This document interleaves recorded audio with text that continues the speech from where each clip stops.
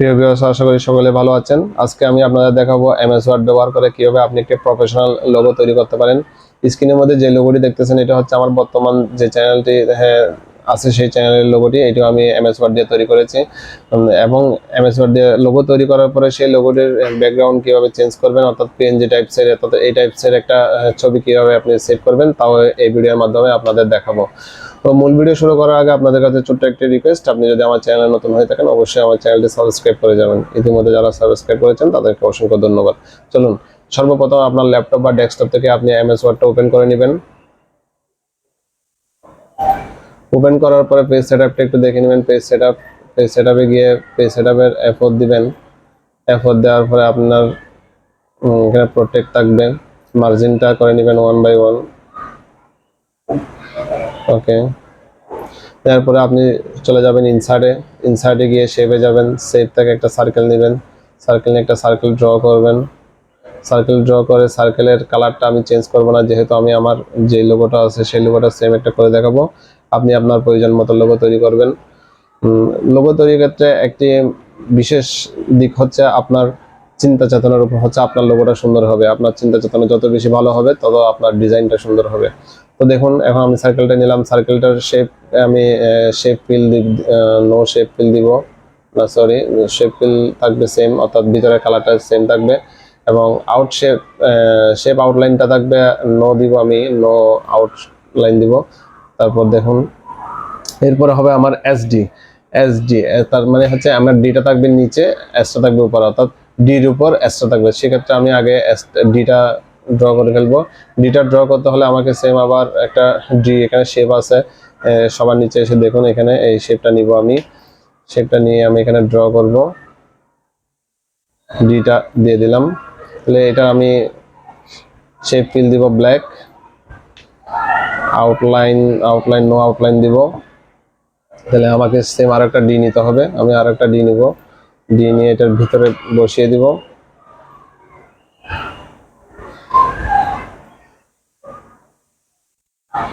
এখন কিন্তু আপনি সম্পূর্ণ ডির লুকটা পাচ্ছেন, অর্থাৎ একটা ডি দেখতে যেরকম এখন পুরোপুরি আপনার ডির লুকটা চলে আসছে। তাহলে এখন আমি অ্যাজ করব, তাহলে আমার শেপের মধ্যে গিয়ে, অর্থাৎ দেখুন ইনসাইডে গিয়ে আপনি শেপে গেলে কিন্তু কোনো এস এর লোগো শেপ পাবেন না। সেক্ষেত্রে আপনাকে করতে হবে কি, এসটা আপনাকে এখানে লিখতে হবে। তাহলে এসটা আপনি লিখুন, এসটা লেখার পরে এটার ফন্ট সাইজটা একটু বড় করুন। এসটা লেখার পরে এটার ফন্ট সাইজটা বড় করবেন, তার ফন্ট সাইজ আপনি 300 করে দিবেন। 300 করে দেওয়ার পরে এটাকে সিলেক্ট করবেন। সিলেক্ট করে দেখুন ইনসার্টে গিয়ে আপনার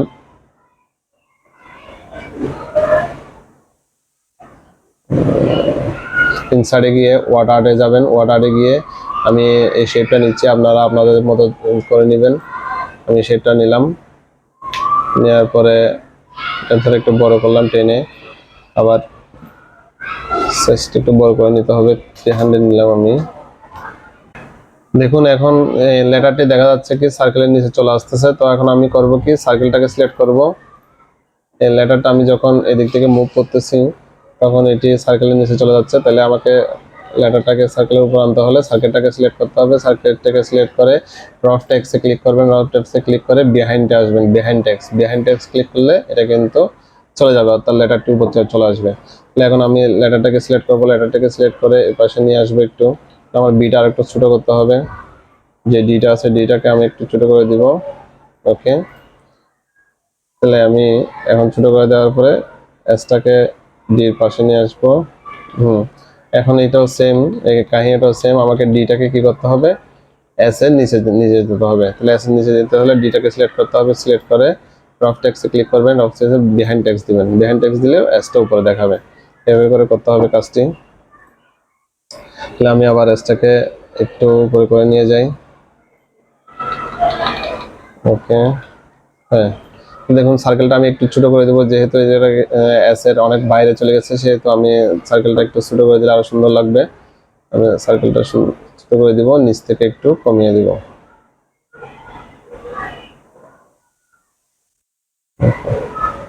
উপর থেকে একটু কমিয়ে দিই। ওকে,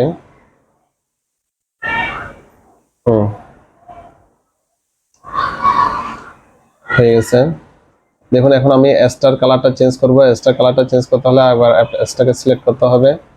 এসটাকে সিলেক্ট করে এসটার কালার এখানে কালো দিলাম। কালো দেওয়ার পরে দেখুন এখন যেটি হলুদ কালার আছে, হলুদ কালারটা আমি চেঞ্জ করব। হলুদ কালারটা চেঞ্জ করতে হলে আপনাকে এই যে এখানে উপরে দেখুন water art style, water art স্টাইলের এই কর্নারে একটি আছে, এখানে ক্লিক করবেন। এখানে ক্লিক করার পরে আপনি শেডোতে ক্লিক করবেন। শেডোতে ক্লিক করার পরে অবশ্যই এসটাকে সিলেক্ট রাখতে হবে আগে। এসটাকে সিলেক্ট করার পরে আপনি কালারটা চেঞ্জ করে দিবেন। এখান থেকে অরেঞ্জ কালারটা দিবেন। অরেঞ্জ কালারটা দিলে এটা কালারটা চেঞ্জ হয়ে যাবে। কালারটা চেঞ্জ হয়ে যাওয়ার পরে যেটি করতে হবে এটা কেটে দিব। আমি জুমটা একটু কমিয়ে নিব। জুমটা কমিয়ে নেওয়ার পরে দেখুন আমি আবার শেপে যাব, অর্থাৎ আমার যেই চ্যানেলের লোগোটা আছে আমি ওইটা ভাবে হচ্ছে সেম করব। আমি জুমটা কমিয়ে আবার একটু ইনসাইডে যাব, ইনসাইডে গিয়ে শেপে যাব। শেপ থেকে এখানে অনেক ধরনের শেপ আছে, আপনি পছন্দ মতো করে নেবেন একটা। আমি যেহেতু আমার চ্যানেল যেটা আছে সেটার মতো করতেছি, সেহেতু আমার চ্যানেলে যেটা ছিল, আমার চ্যানেলে ছিল কোনটা, এটাই ছিল। ওকে, আমি এটা নিয়ে নিলাম। এটা নিয়ে আমি এখানে বসালাম। ওকে, এটার আমি আউটলাইনটা অফ করে দিব। আউটলাইনটা অফ করে দিলে হয় কি, যে আমি যে সার্কেলটা করছি এই সার্কেলের কালার সাথে এই সার্কেলের কালার ম্যাচ হয়ে যায়। আমার এসডি অনলাইন মাস্টার এসডি হয়ে গেছে। এখন আমি অনলাইন মাস্টারটা লিখবো। অনলাইন মাস্টারটা লেখার জন্য আপনাকে একটা শেপ নিতে হবে। রেক্টেঙ্গুলার শেপ নিব, ইনসার্টে গিয়ে এখানে আমি অ্যাড, মাউসের রাইট ক্লিক করে রাইট বাটন ক্লিক করে এড ট্যাগ দিব। এড ট্যাগসে গিয়ে আপনি লিখবেন অনলাইন মাস্টার।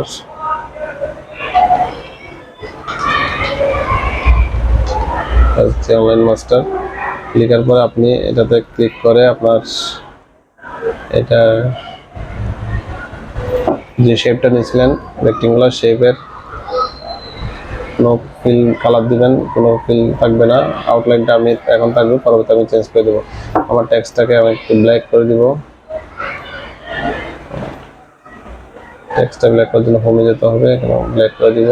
দিয়ে আমি যে টেক্সটটা লিখছি ওইটা টেক্সটের ফন্ট স্টাইল দিব। ফন্ট স্টাইল আমি এটা দিলাম, একটু বোল্ড করে দিব, সাইজ বড় করে দিব,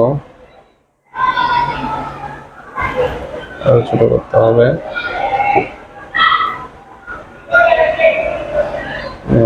আপাতত আমি এটা দিচ্ছি। এটা আমি এখানে নিয়ে আসবো, নিয়ে এসে এটাকে আর একটু আমি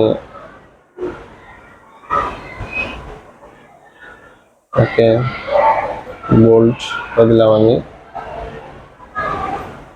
ফন্ট সাইজটা একটু ছোট করে দিলাম। অর্থাৎ এটা হচ্ছে ডিজাইনের জিনিসটা হচ্ছে সবকিছু নিজের উপর, অর্থাৎ আপনার চোখের সুন্দর যতটুকু ততটুকুই আপনি করে নিতে পারবেন কাজটা।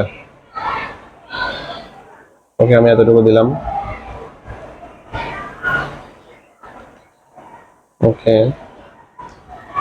হয়ে গেল আমার সেম লোগোটি। আমি এটা সুন্দরের জন্য আমি যে নিচে শেপটা দিয়েছিলাম, দেখুন এখানে আউটলাইনটা কিন্তু আমরা এখনো রিমুভ করিনি। আউটলাইনটা রিমুভ করে দিতে হবে, অর্থাৎ যে টেক্সটটা লিখছিলাম টেক্সটের রিমুভ করার জন্য শেপ আউটলাইনে যেতে হবে। শেপ আউটলাইনে নো আউটলাইন কালার দিতে হবে। তাহলে এখন আমার সেম লোগোটা হয়ে গেছে। এখন আপনি এই ডক ফাইল অর্থাৎ এই ওয়ার্ড ফাইলটাকে কিভাবে জেপিজি করে নেবেন সেই প্রসিডিউরটা দেখাবো। আপনার ল্যাপটপ বা ডেস্কটপ থেকে যে কোনো একটি ব্রাউজারে চলে যাবেন। ব্রাউজারে গিয়ে এই সাইটটিতে চলে আসবেন। এই সাইটটির লিঙ্ক আমি আপনাদের ভিডিওর ডেসক্রিপশন বক্সে দিয়ে দিব। ওইখান থেকে ক্লিক করে সরাসরি এখানে প্রবেশ করতে পারবেন। এখানে প্রবেশ করার পরে দেখুন এখানে লেখা আছে ডক টু পিএনজি। আপনি তার আগে দেখুন চুজ ফাইল আসবেন, এসে ক্লিক করবেন। ক্লিক করে আপনি যে ফাইলটা ডক ফাইলটা অর্থাৎ ওয়ার্ড ফাইলটি আপনি সেভ করেছিলেন সেটি খুঁজে নেবেন। দেখুন এটা হচ্ছে আমার ওয়ার্ড ফাইলটি। ওয়ার্ড ফাইলটি আমি সিলেক্ট করে ওপেন দিব। ওপেন দেওয়ার পরে কনভার্ট দিব। কনভার্ট দেওয়ার পরে এটা অটো কনভার্ট হয়ে যাচ্ছে, একটু অপেক্ষা করতে হবে। ওকে, কনভার্ট হয়ে গেছে। এখন ডাউনলোড করে নিতে বলতেছে, এখন ডাউনলোডে ক্লিক করব। ডাউনলোডে ক্লিক করলে দেখুন ডাউনলোড হয়ে গেছে, এখানে আমার ডাউনলোড অপশনে দেখাচ্ছে। এটা হচ্ছে আমার সেই ছবিটি, এই যে। অর্থাৎ আমরা এভাবে দেখতে না চাইলেও কিন্তু আপনি এখানে যাবেন, এখানে গিয়ে আপনার ডাউনলোডে দেখবেন এই যে এই ছবিটা ওপেন করুন। এগুলো ডিলিট করে দিই, সবগুলো ডিলিট করে দিই, আমি ডিলিট করে দিয়ে ডাউনলোডে যাই। ডাউনলোডে গিয়ে এই যে ছবিটা আমরা এখন ডাউনলোড করেছিলাম এখান থেকে, বা আপনি আবার ডাউনলোড করে দেখাই, ডাউনলোড করছিলাম।